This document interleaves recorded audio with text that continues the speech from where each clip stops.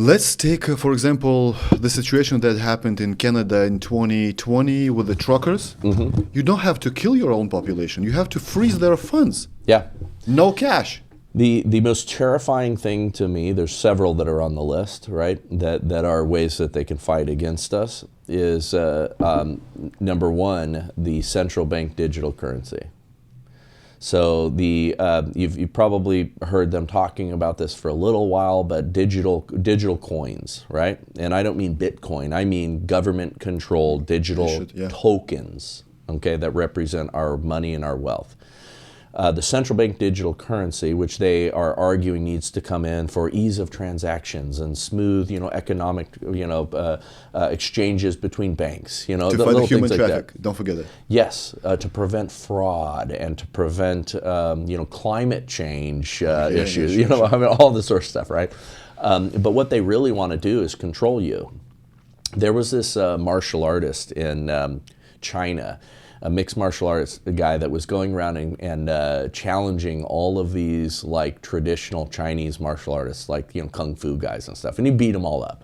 Okay, and China did not take kindly to him embarrassing their traditional folks like that. So the Chinese Communist Party squashed him using their central bank digital currency and just put a thumb on him.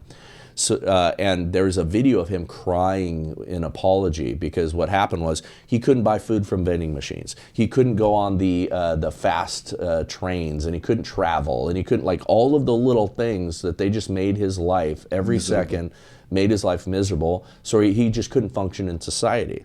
And it was just to punish him. They will do that to us. They will do that to us as Christians. They will do that to us as political outsiders. If you are not on the inside, if you're the out crowd, all they have to do is say that your transactions, your coin does not work for these transactions. You cannot buy this stuff. You cannot go here. You cannot travel outside. You cannot buy gas or charge up your car.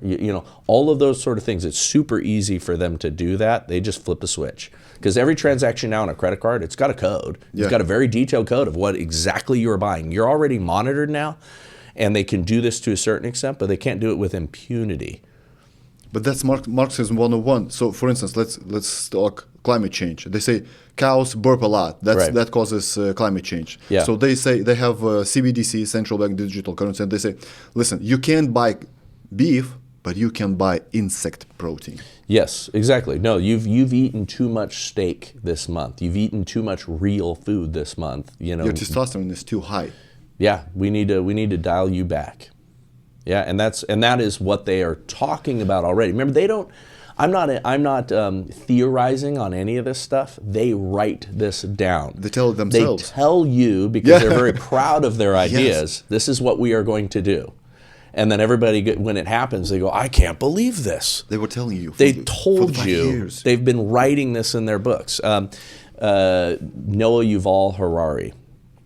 I liked his book, actually. The Homo Sapiens? No, 21 Lessons for the 21st Century. Okay, well, he's an evil dude.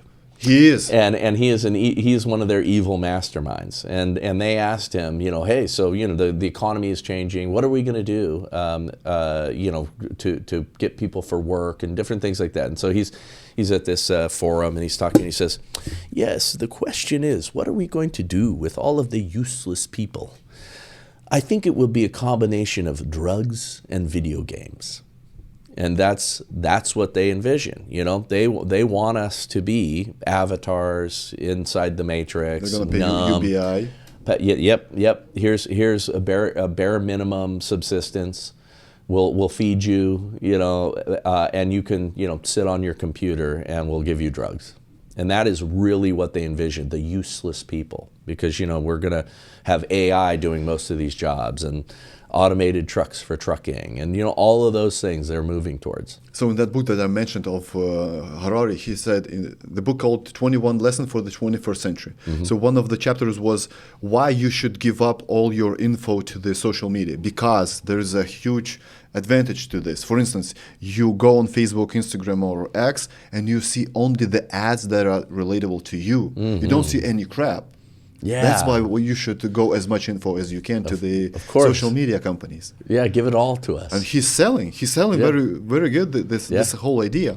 Well, we voluntarily did so much of that stuff anyway. You know, Yeah. I mean, out of convenience. I mean, I'm guilty of it in a bunch of ways that I've thought. Yeah, I thought later on, wait, maybe this is not a good idea. Like I did the 23andMe thing. Now the Chinese can oh, we're going to take Bryce out specifically. Oh, we got his DNA. You know, I mean, it's owned by our enemies. All of that sort of stuff. But, back then, oh yeah, I want to see what my genetic risks are. Oh, wow, this is cool, Yeah, naive.